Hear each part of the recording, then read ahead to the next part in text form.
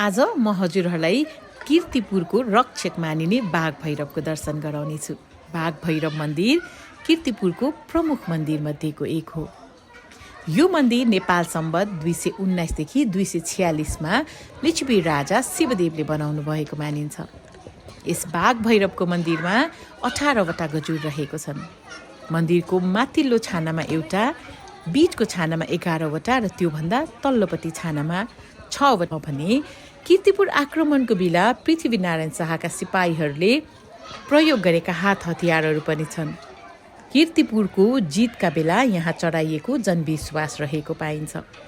बाघ भैरव मन्दिरको उत्पत्तिबारे निकै रोचक किंवदन्ती आज म हजुरहरूलाई सुनाउनेछु।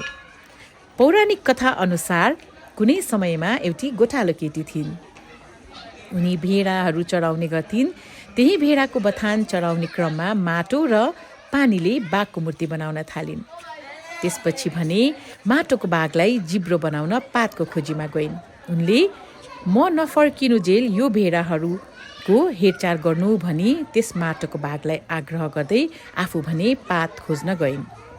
त्यसै बीचमा भगवान शिवको अर्को अवतार भैरव त्यो माटोको बाघमा प्रवेश गरी त्यहाँ भएका सबै भेडाहरूलाई खाइदिए।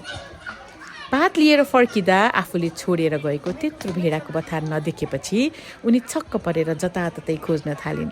कहीँ कतै पनि आफ्नो भेडाहरू नदेखेपछि अन्ततः उसले आफूले बनाएको माटोको बाघको मुखबाट रगत देखेपछि त्यस बाघलाई सोधिन्, के तिमीले मेरा सबै भेडाहरू खायौ?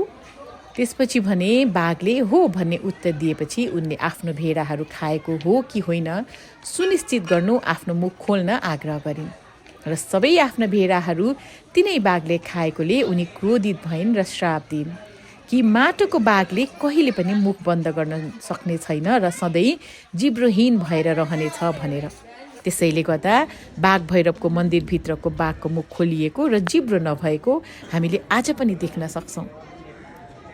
बाघ भैरवको मूर्ति भने माटोले बनेको छ र किरा मुसाले खाएकोले गर्दा